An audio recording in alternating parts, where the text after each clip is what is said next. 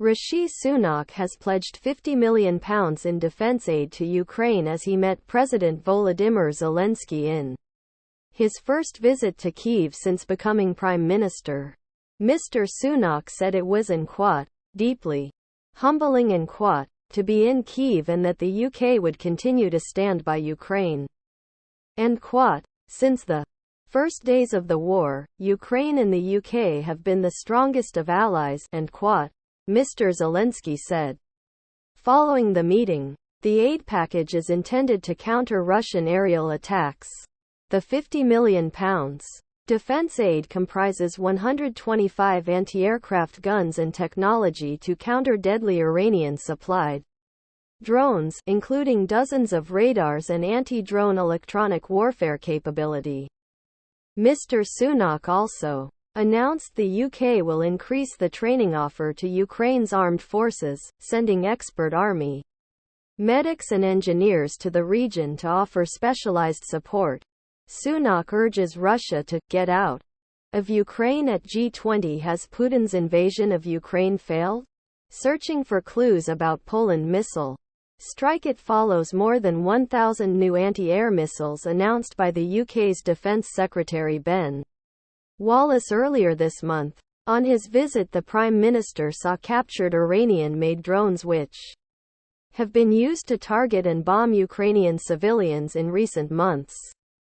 Mr. Sunak also laid flowers for the war dead and lit a candle at a memorial for victims of the 1930s Holodomor famine before meeting emergency workers at a fire station.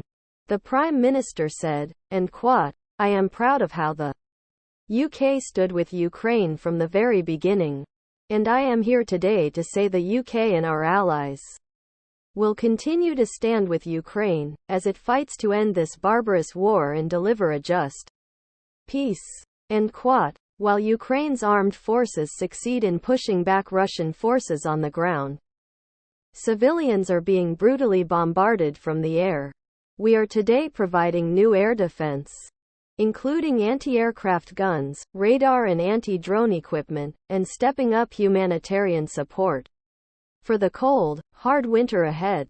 He added that it was deeply humbling to be in the Ukrainian capital and have the opportunity to meet people paying so high a price to defend the principles of sovereignty and democracy. Mr. Sunak's pledge to send more air defense support is exactly what President Zelensky would want to hear at a time when Russian airstrikes have destroyed nearly 50% of the country's energy infrastructure, according to the government in Kyiv.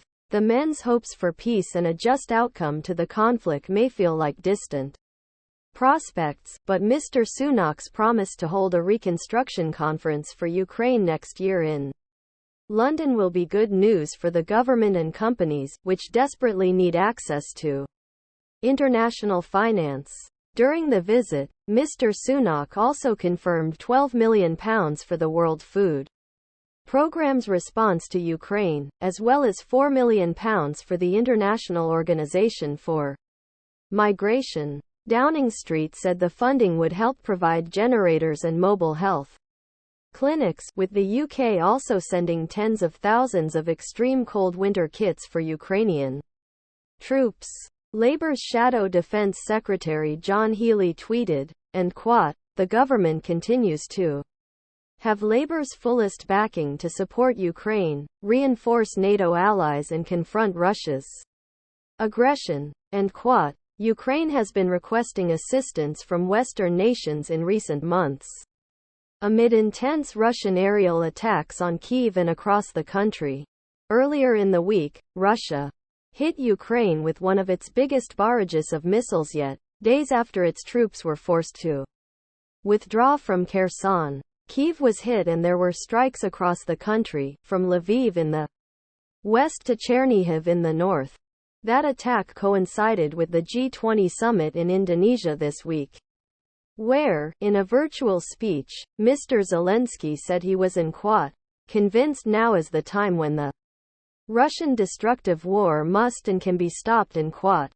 Sunak was at the Bali summit, which was Attended by Russia's Foreign Minister Sergei Lavrov, the UK Prime Minister urged Russia to get out of Ukraine and condemned the country for its barbaric invasion He stressed the UK would back Ukraine for as long as it takes Britain is currently the largest provider of military aid to Ukraine aside from the US. So far the UK has committed about £2.3 billion and has pledged to match that amount in 2023, according to the House of Commons Library. The UK is also hosting a program which will aim to train 10,000 new and existing Ukrainian personnel within 120 days. Mr. Sunak's predecessor Boris Johnson previously met Mr. Zelensky in Kyiv in June and August, and Liz Truss was also a vocal supporter of Ukraine. Mr. Johnson became almost a cult figure in Ukraine, after he was one of the first international figures to publicly support Ukraine and send military assistance. It is a tough comparison for Mr. Sunak to live up to so early on in his premiership.